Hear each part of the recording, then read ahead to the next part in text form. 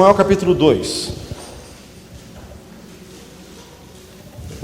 Quem está vivo, diga amém. Amém. Glória a Deus.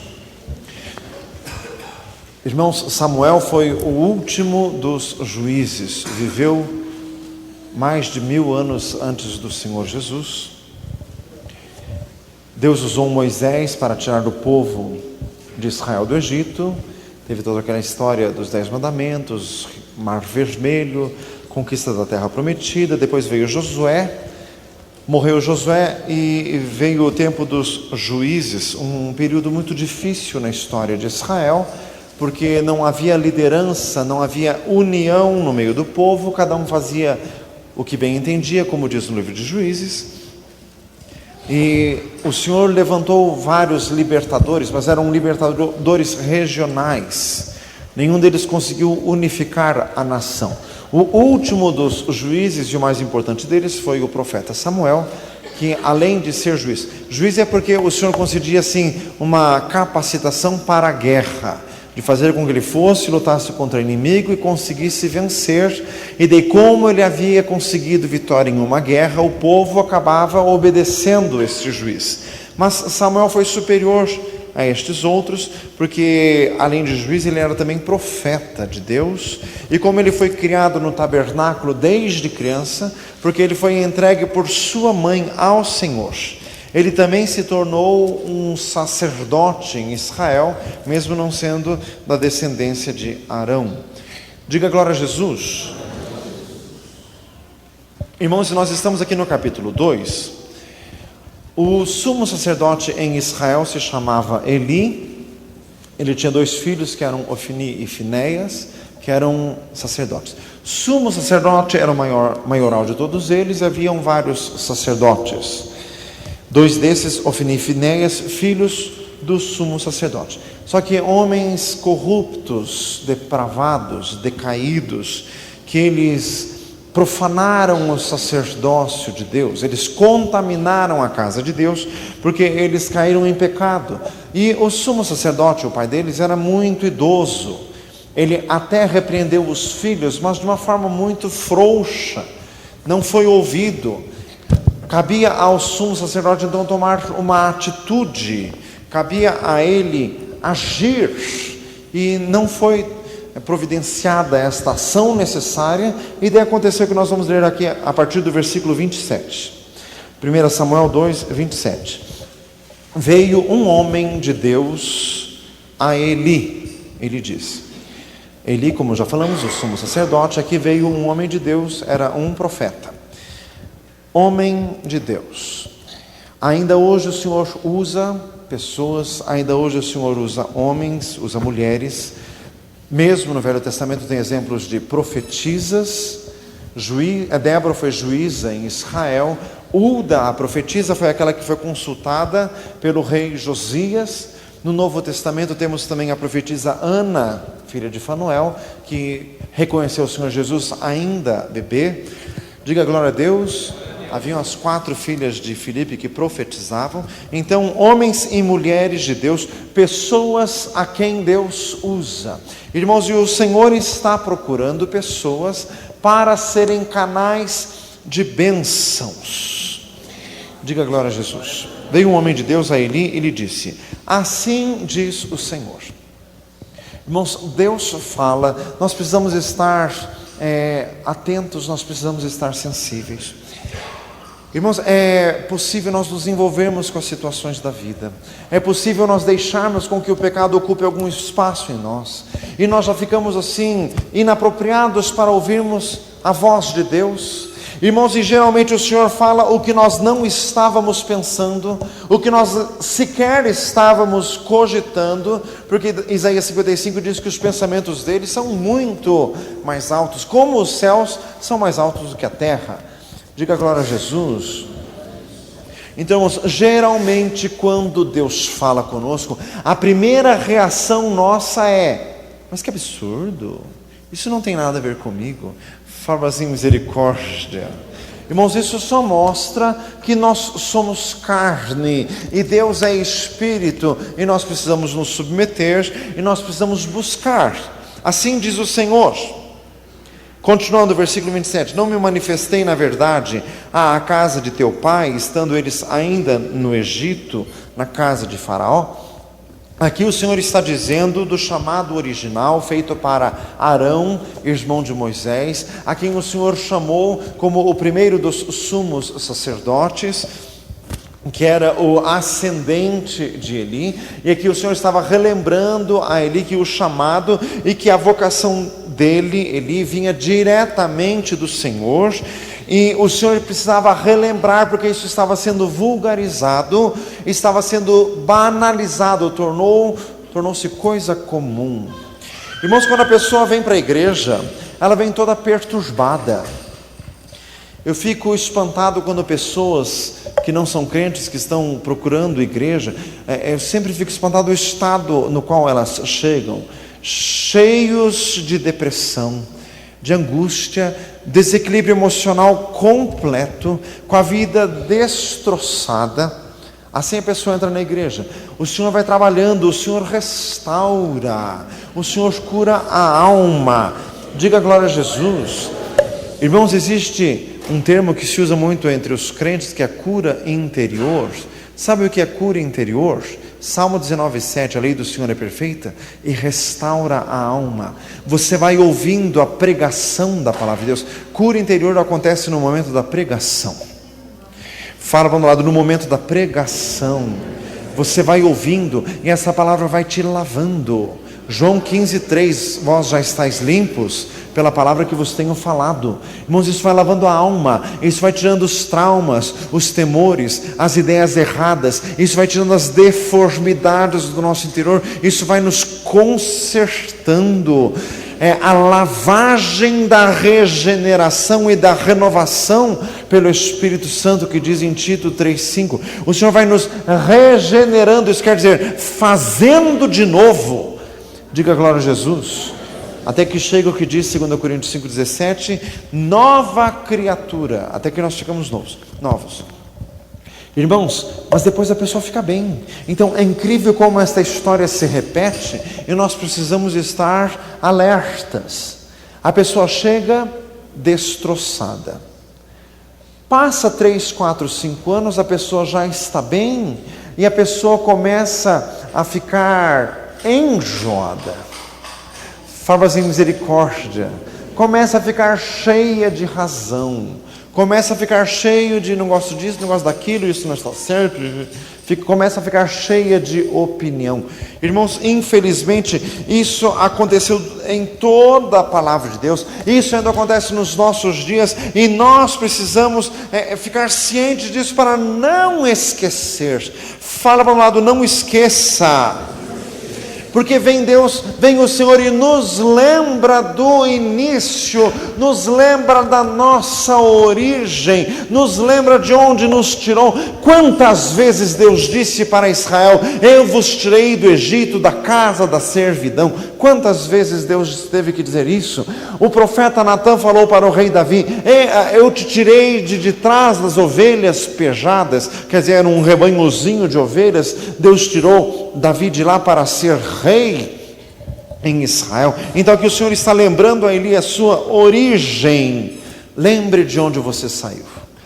Fala para um lado, lembre de onde você saiu. Para não exagerar muito, lembra 10 anos atrás. Como que você estava há 10 anos atrás? Diga glória a Jesus. Pois é. Fala assim, pois é. Versículo 28, eu o escolhi. João 15:16, não fostes vós que escolhestes a mim, mas eu escolhi a vós. Vos nomeei para que vários deis fruto e o vosso fruto permaneça. Eu escolhi dentre todas as tribos de Israel para sacerdote. Irmãos, nós nunca podemos esquecer isso. O que tínhamos nós para o Senhor nos escolher, para o Senhor nos achar? O que? Irmãos, que virtude, que beleza que Deus viu em nós para nos querer? Nada. Foi para a sua própria glória, foi pelo seu próprio amor, foi pela sua própria bondade, foi pela sua misericórdia.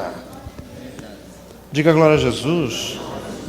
Eu te escolhi dentre todas as tribos de Israel para sacerdote, para oferecer sobre o meu altar, para acender o incenso, para trazer o éfode perante mim.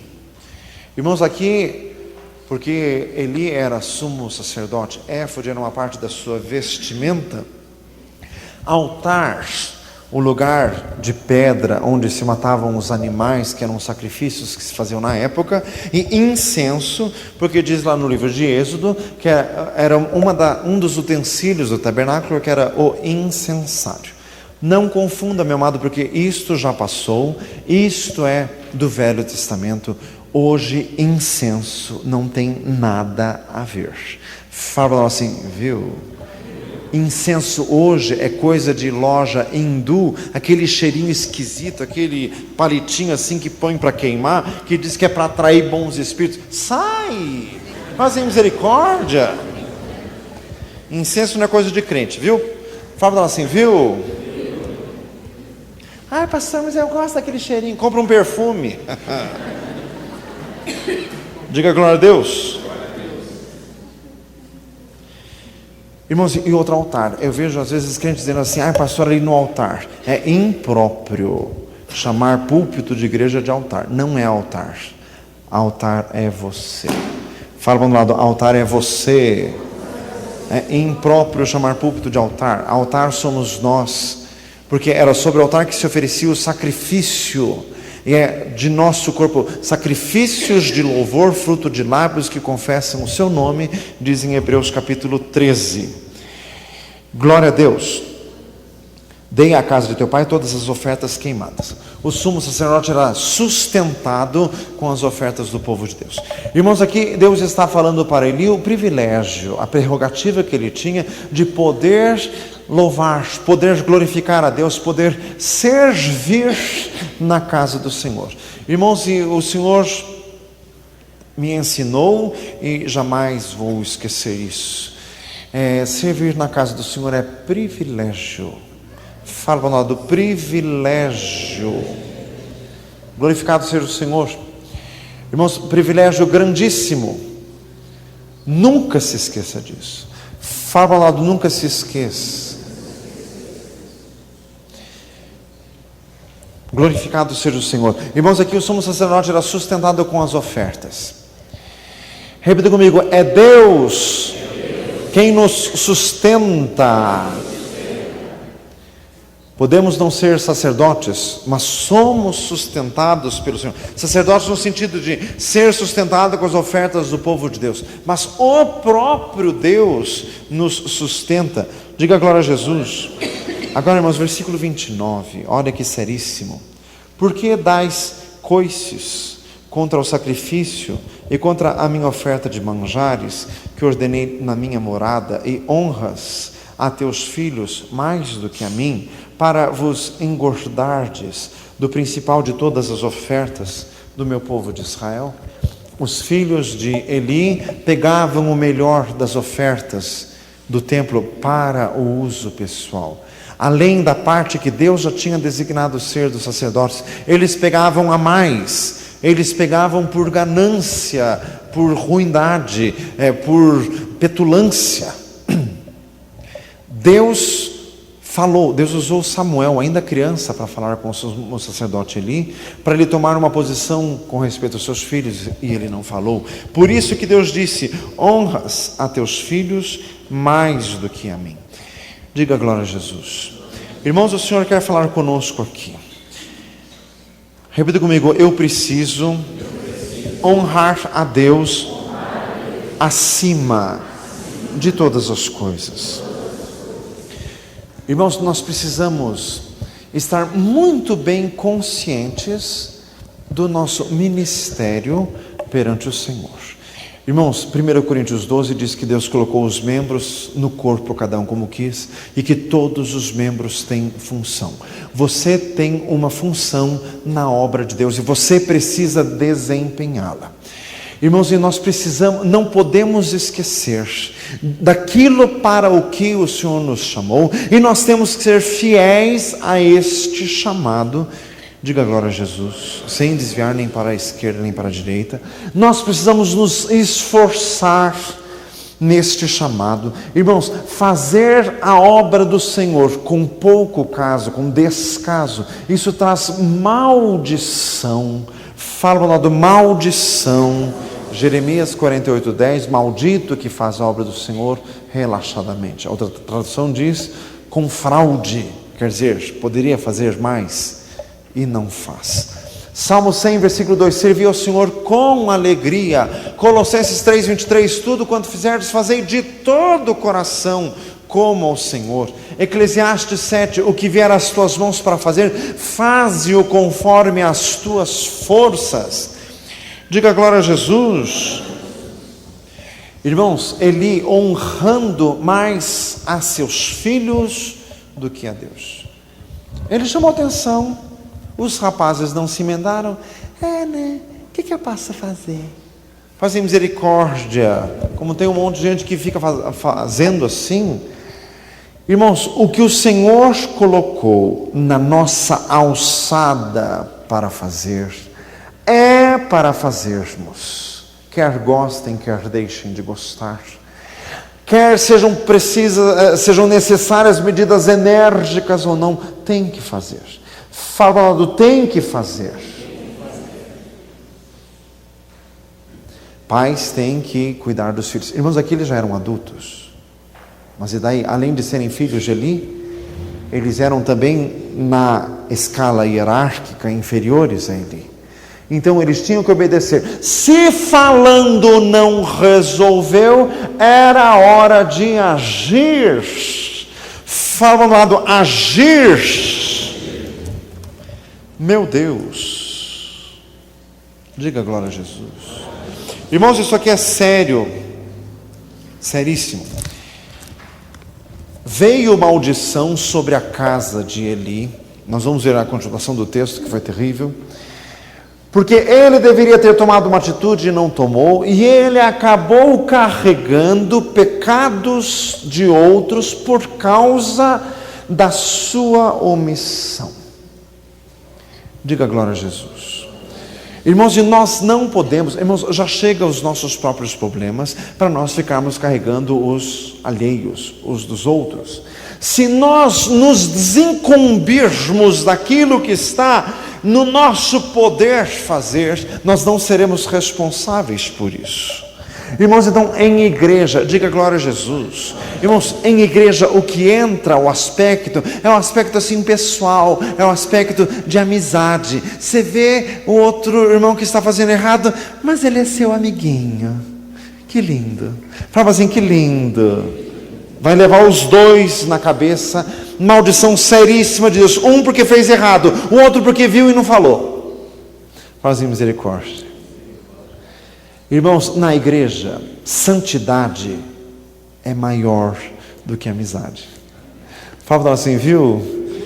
Diga glória a Jesus. Louvado seja o nosso Deus. Diga glória a Jesus. Versículo 30, leia comigo. Vamos ler juntos? Portanto, diz o Senhor Deus de Israel: na verdade, tinha dito eu que a tua casa e a casa de teu pai andariam diante de mim perpetuamente. Porém, agora, diz o Senhor, longe de mim tal coisa, porque aos que me honram, honrarei, porém os que me desprezam serão envelhecidos. Meu Deus. Fala isso para um lado, meu Deus. Meu Deus. Mas nós precisamos nos apegar mais com Jesus. Se tem coisa errada em nossas vidas, nós precisamos consertar, seja qual for o preço. Fala isso para um lado, seja qual for o preço. Diga glória a Jesus. Irmãos, porque isso é muito sério, as coisas de Deus são muito sérias. Deus tinha dito que a casa de Eli estaria para sempre perante o Senhor, mas agora Deus mudou essa palavra. Irmãos, é daí que as pessoas não entendem. Recebeu uma profecia maravilhosa, começou a andar pela sua própria cabeça, começa a dar tudo errado. Qual a primeira coisa que a pessoa questiona? Mas e a profecia? E Deus não tinha dito? Meu amado, que adianta a profecia ser boa se você não presta? Pergunta para você, viu? Que adianta? A profecia é boa, então ande de acordo com ela. Como que você quer que Deus cumpra o que Ele falou, se você não fez o que você deveria ter feito? A fidelidade é via de mão dupla. Diga glória a Jesus. Como pode questionar a profecia se não foi fiel, se não houve fidelidade? Irmãos, e outra, este texto mostra claramente que uma palavra que Deus deu pode perder o efeito, não porque Deus muda, é porque o homem não se fez digno desta palavra. Deus não muda, o homem é que deveria ter mudado e não mudou. Diga glória a Jesus. Irmãos, olha o que o Senhor diz assim: longe de mim tal coisa, meu Senhor. Irmãos, o Senhor quer que nós venhamos a servir ao Senhor com mais presteza, com mais capricho. Diga glória a Jesus. Fala para o lado, faça melhor para Jesus. Faz melhor. Os que me honram, eu honrarei. Os que me desprezam serão envelhecidos. Eis que vem dias, irmãos, olha que coisa terrível, versículo 31. Eis que vem dias em que cortarei o teu braço e o braço da casa de teu pai, para que não haja mais velho algum em tua casa. Meu Deus, sabe por que não ia ter velho? Porque iam morrer antes de ficar velho. Fazem misericórdia. Jesus, versículo 32, e verás o aperto da morada de Deus em lugar de todo o bem que eu houvera de fazer a Israel. Nem haverá por todos os dias velho algum em tua casa, meu Senhor. Versículo 33, o homem, porém, que eu não te desarraigar do meu altar, será para vos consumir os olhos e para te entristecer a alma, e toda a multidão da tua casa morrerá quando chegar à idade varonil. Isso te será por sinal a saber o que sobrevirá aos teus 2 filhos, a Ofni e a Finéias, ambos morrerão no mesmo dia. Meu Senhor, meu Senhor. Irmãos, nós precisamos viver para Jesus. Fala do lado, viver para Jesus. Irmãos, sabe aquelas histórias que a gente ouve assim dos crentes? Ai, sabe, pastor, quando eu era jovem eu evangelizava muito nas praças, mas agora, ai, eu estou parado, ai, eu preciso voltar. E você fica ouvindo ele com essa lenga-lenga uns 20 anos a vida fora. Ele só fica dizendo, eu preciso voltar, mas não volta. Irmãos, isso traz maldição. É por isso que a vida se consome de tristeza. É por isso que tudo dá errado. Porque a pessoa não está vivendo para Jesus, não está fazendo a vontade de Deus. Diga glória a Jesus. Irmãos, diante do Senhor é assim. Quem algum dia fez alguma coisa para Jesus, faça até morrer ou até a volta de Jesus. Não pare. Diga glória a Deus. Começou a dar aula para criança, vai dar aula para criança até Jesus voltar, sem reclamar, porque isso é privilégio grandíssimo. Diga glória a Deus. Ah, você orava de madrugada? Vai orar até a volta de Jesus, nas madrugadas, na intercessão.